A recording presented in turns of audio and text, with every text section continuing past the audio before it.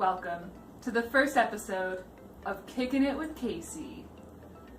This show is produced for a very exclusive audience, centered around a very exclusive date, November 7th. So you should count yourself as special if you're getting to kick it with Casey, cooking in the kitchen. Tonight on Kickin' It with Casey, we are making a broccoli and kabocha quinoa gratin, and I'll be showing you how to do that. This is such a wonderful, flexible dish because while we're using broccoli and kabocha squash tonight with quinoa, really, you can use any grain and any vegetable that you wish. So why don't you come in close and take a look at what our ingredients are. I've got some cooked quinoa. This was 1 cup of dry quinoa that I cooked according to package directions, but things like farro, wild rice, barley are also great options. 8 ounces of shredded cheese. This is a Trader Joe's cheddar gruyere melange, aka mix. Mixing it up a little bit tonight because usually I just go with straight cheddar. A cup of milk. I've got some roasted broccoli that I grew fresh from my garden. Some Sauvie Island Portland local kabocha squash, also roasted.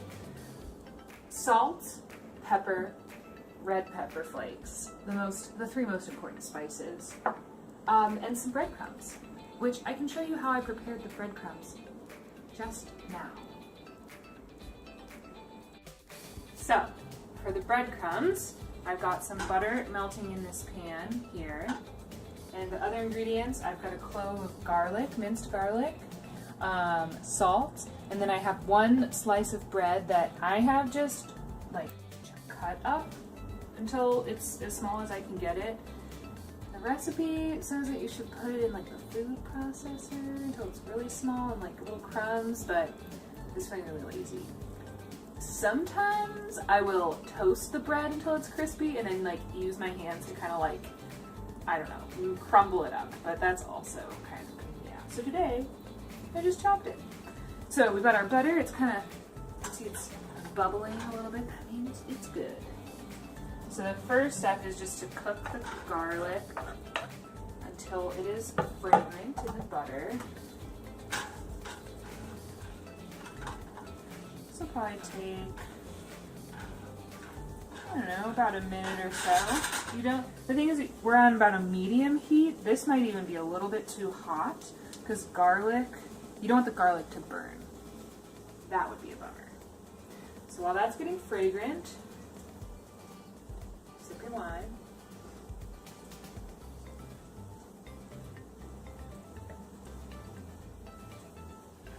Ah, definitely fragrant.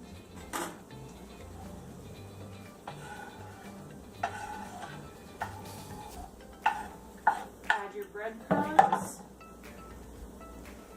a dash of salt. Now I would quickly want to stir it all up so that all those breadcrumbs get some butter and not, be unfair if some of them get mixed. And now you just kind of cook and stir them until they are nicely browned and crispy. Alright, so these guys look nicely browned but not burnt, so I'm just going to turn them off here. They will get a little more browned as we bake our gratin in a moment. Once you've made your breadcrumbs, the most important next step is to take a sip of wine.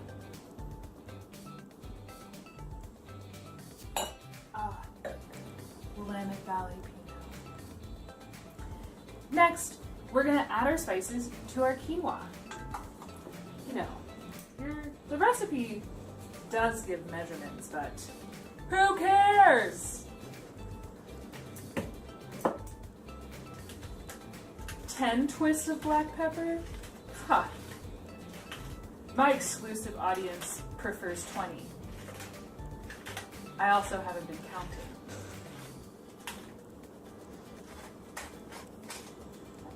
And I don't know, however many red pepper flakes sounds good to you. Careful though.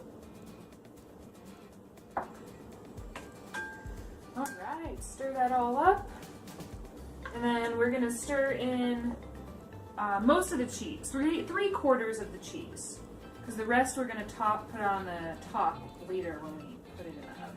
Yeah, that looks roughly 3/4, 2/3. Fractions.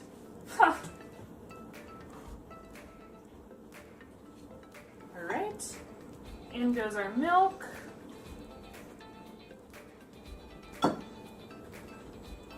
Stir it up. And then, I don't know if we're gonna use all of these veggies. I'm just gonna put some in and we'll mix it up and see how it goes, and maybe we'll want more.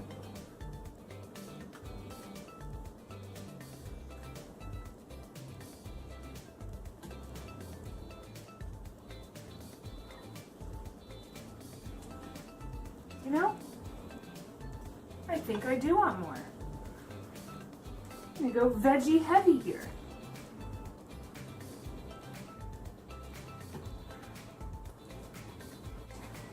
We want to come in and take a good look at our little mix we got going on. Oh, cheesy quinoa veggie delight.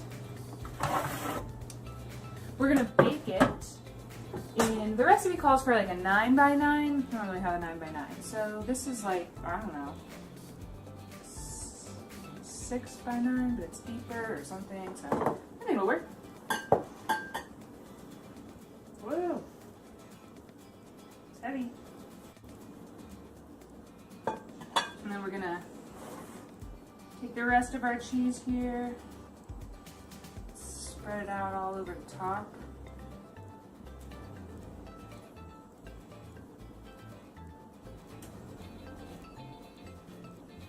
And our breadcrumbs, final step.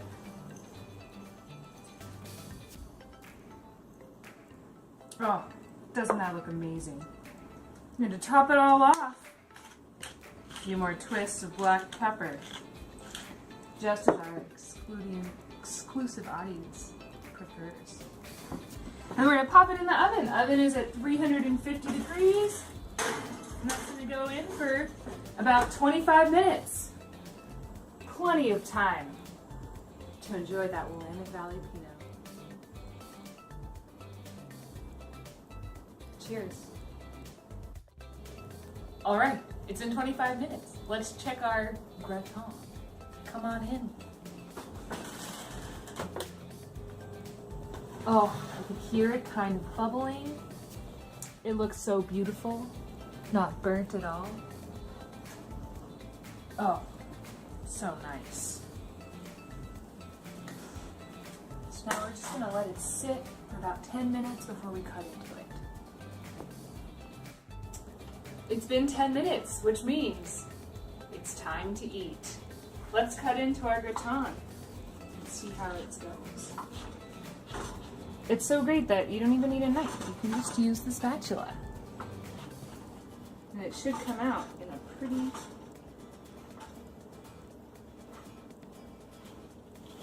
good slice.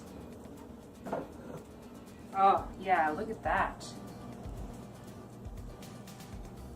Oh. Smells amazing. What's something that is great about this gratin is that it makes great leftovers, and you can even pre-slice into individual portions and freeze those slices. Reheats great for lunches. This is a great gratin. Some other ideas that I've had for how to alter this recipe is to use wild rice and baked mushrooms with caramelized onions. Pretty awesome. Or maybe some farro and kind of more of like a Mexican version where you, instead of the milk, you could use enchilada sauce and, I don't know, peppers and zucchini, any kind of veggie that seems like it would go well with that. Maybe even put chips on top instead of breadcrumbs. Highly versatile recipe, makes great leftovers, complete protein when you use quinoa. Happy eating.